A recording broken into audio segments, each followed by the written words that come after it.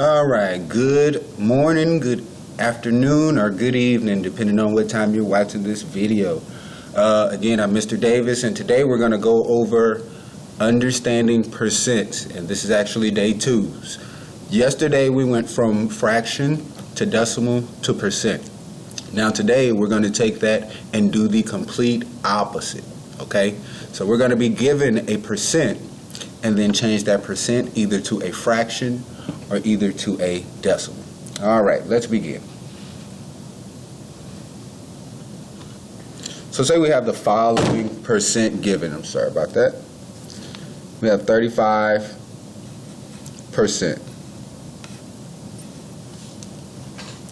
35%. So of course, we should know that percent means per 100. So that means if we write this as a fraction, it should be 35 over 100. Because remember, percent is per 100 or per 100. Then we're going to write this fraction in the simplest form, meaning we're going to simplify or reduce. Now when we reduce, we look for the greatest common factor that both of these values share. Again, we look for the greatest common factor that both of these values, both the numerator and the denominator, share. Okay? So, of course, I know if I'm going to divide both of these values, I'm going to divide them by 5. Because 135 are both multiples of 5. And if I divide 35 by 5, I'm going to get 7 as my numerator. And then I'm going to get 100 divided by 5, that is 20. So that means when we rewrite this, so 35% is equivalent to 7/20. Okay? Now, if we wanted to rewrite this percent as a decimal, so we're going to write 35%, and it's the opposite of changing a decimal to a percent. It's the opposite of changing a decimal to a percent. When we change a decimal to a percent, we just move the decimal point 2 places to the right.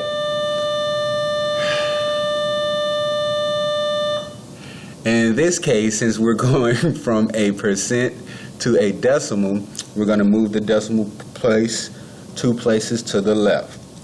So if I rewrite the following problem, or the following number, we have 35, and I just moved the percent. I didn't write the percent symbol, okay?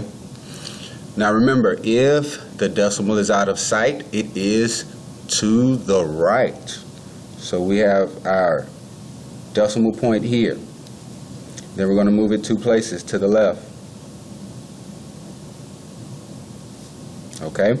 So now when we rewrite this, that's going to be 0. We have to write that 0 and 35 hundredths. Okay? Again, that's 0 and 35 hundredths.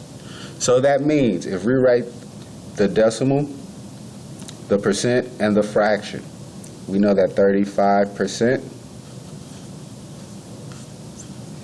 equals 7/20, and that also equals 0 and 35 hundredths. All of these are equivalent. All of these are equivalent. All right, so now let's try another one. We are going to try the following.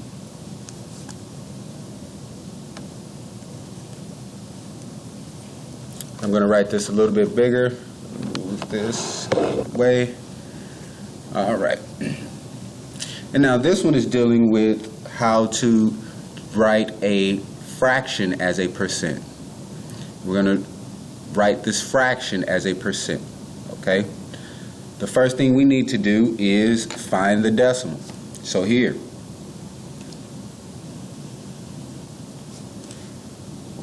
draw our division symbol.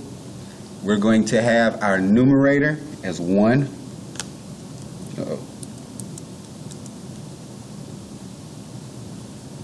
And our denominator as 8. Okay?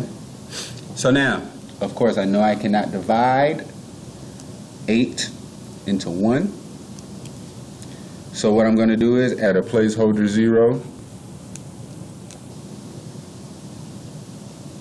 and the decimal, raise the decimal up. Now when we divide, we cannot finish the problem with a remainder. So we have to continue until we have a remainder, unless it's a repeating decimal. And I'm going to show you about the repeating decimal in a second. Okay? So now here, we have 8 divided by 10. Or sorry, 8 divided into 10. We're going to have 1.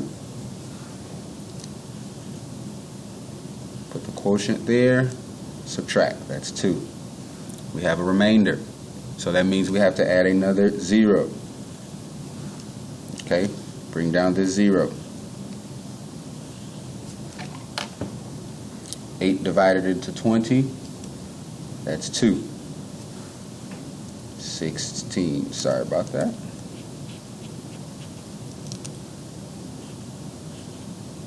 Subtract, that's 4. Of course we regroup. 1, 1, that's 4. Another remainder, so we have to put the 0 and bring it down. Now we can divide 40 by 8 5 times. Okay? So now here, well, let's subtract. And then we have no remainder. So that means 1/8 is the decimal 0 and 125 thousandths. Remember, tenths, hundredths, and thousands. Now let's convert this into a percent. Sorry about that. So now we have 0 and 125 thousandths. If we move the decimal point 2 places, that would give us 12 and 5/10%. Okay? Think about it. Also, we can look at it as a place value. 125 thousandths. So that means it will be 125 over 1,000. 125 over 1,000. If we want to get to hundredths or a percent, because a percent is 100 over 100, that would mean we have to move the decimal. Sorry about that. Instead of moving the decimal, we can divide by 10. What is the factor that we can use in order to divide to get from 1,000 to 100? Divide by 10.